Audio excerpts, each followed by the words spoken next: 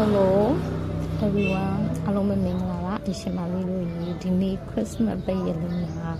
ဘာရင်းလေးချက်စားရမလဲဆိုပြီးစဉ်းစားနေတဲ့အရှင်မလေးတို့အတွက်ပေါ့နော်ပစုံကိုကန်ခင်းခြင်းပြီးနဲ့ချစ်မယ်ပြီးတော့ကမုန်းခြင်းကိုမြေပိတ်တိလေးတွေနဲ့အချင်းချင်းချက်စားကြမယ်နော်ရှူရှူနဲ့အရန်ကိုတို့ကြလေးနဲ့မိမ့်မဲ့ဟင်းလေးပါနော်နေ Christmas ပိတ်ရမှာဘယ်မှမသွားကြတဲ့အင်ရှင်မလေးတွေအတွက်ပေါ့နော်ပိတ်ရဆိုတော့လေအိမ်မှာစောစောမထကြဘူးနော်ဆိုတော့ဒီနေ့စစ်စားကြည့်တာ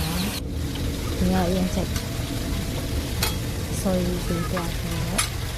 ပြန်ပြန်ပြီးတော့လည်းဒီလိုခေါင်းပြန်ပြီးစစ်တာဒီလိုပြန်လေးကိုလုံးလားထည့်ပြီးတော့ဆောက်ခွက်တွေပဲလားဒီလိုကြီးတော့ရေးလိုက်တယ်ဇုံလေးပါထပ်ထည့်ပြီးကြမှန်းပြီးမာလုံးနေဘယ်လောက်မလို့လဲပါရှင်ဟုတ်တယ်နော်တတောင်းလို့ကျွန်တော်မှာပေါ့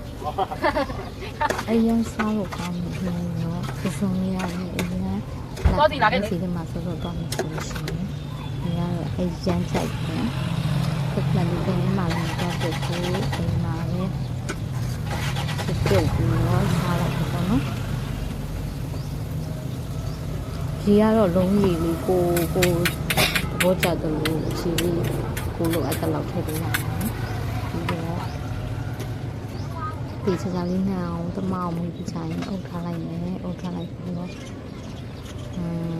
အရင်အနက်ရတာလည်းမှုကြီးနေရမယ်အရင်စားချင်စရာကောင်းတယ်နော်ပြီးတော့ကလားနဲ့နန်းလို့ခေါ်တယ်ပေါ့နော်ခေါ်တာလေးတော့တူချင်မှတူမှာပေါ့အဲ့ဒါလေးချကမ်းဒီမှာအုပ်လိုက်ပါတကယ်ကိုအရန်ကောင်းတယ်အစုံကန်ခင်းခြင်းလေးနဲ့ပြည့်ချက်လေးပြပါတယ်ပြီးတော့အချင်း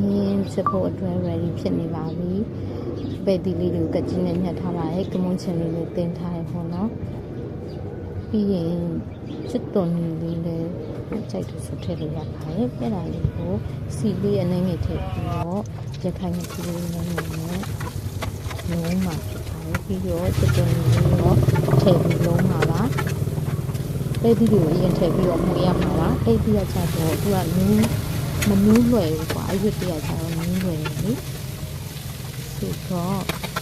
အဲ့ဒီလေးကိုရင်ထည့်ပြီးကြရင်ကမွန်ကျင်ထင်ထားတာလေးထည့်ပါမယ်